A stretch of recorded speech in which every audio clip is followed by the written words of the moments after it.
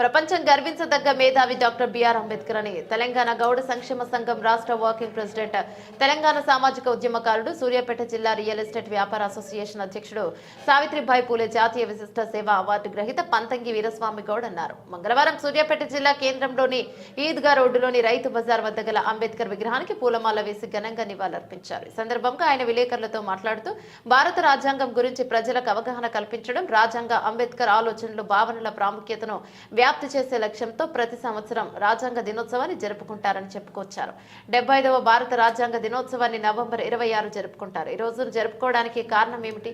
భారత రాజ్యాంగం యొక్క గొప్పతనం ఏమిటి? పూర్తి వివరాలు తెలుసుకుందాం. ప్రజాస్వామ్యం దేశం కోసం దేశంలోని పౌరుల హక్కులు, విధులను రాజ్యాంగం నిర్ణయిస్తుంది. ఇది ప్రభుత్వంలోని వివిధ హక్కులు, విధులను కూడా నిర్వచిస్తుంది. రాజ్యాంగం అనేది ఏ దేశంలోనైనా పాలనా వ్యవస్థ, రాష్ట్రాన్ని అమలు చేయడానికి రూపొందించిన పత్రం. రాజ్యాంగం ఆవశ్యకతను గ్రహించి భారతదేశం కూడా స్వాతంత్రం తర్వాత రాజ్యాంగాన్ని ఆమోదించింది.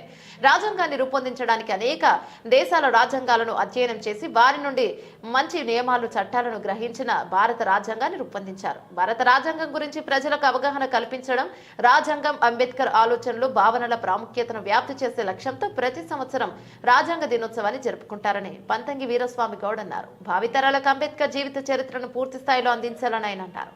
విద్యుత్ సౌకర్యంలోని రోజుల్లో ఆయన వీధి దీపాల కింద చదువుకొని గొప్ప మహనీయుడిగా ఎదిగాడు. కావున ఈ రోజు నవంబర్ 26 భారత రాజ్యాంగ దినోత్సవంగా పేర్కొన్నారని పంతంగి వీరస్వామి గౌడ్ అన్నారు. భారతదేశంలో ప్రతి సంవత్సరం నవంబర్ 26న రాజ్యాంగ దినోత్సవాన్ని జరుపుకుంటారు. 1949వ సంవత్సరంలో ఇదే రోజున భారత రాజ్యాంగం ఆమోదించారు. 1947 ఆగస్టు 15న దేశానికి స్వాతంత్రం వచ్చిన తర్వాత రాజ్యాంగం ఆవశ్యకత ఏర్పడింది. రాజ్యాంగాన్ని రూపొందించడానికి 2 సంవత్సరాల 11 నెలల 18 రోజులు పట్టింది. ఆ తర్వాత 1949 జనవరి 26న రిపబ్లికన్ ఆఫ్ ఇండియా రాజ్యాంగం సిద్ధమైంది. అయితే ఇది అధికారికంగా 26 జనవరి 1950 అమల్లోకి వచ్చింది.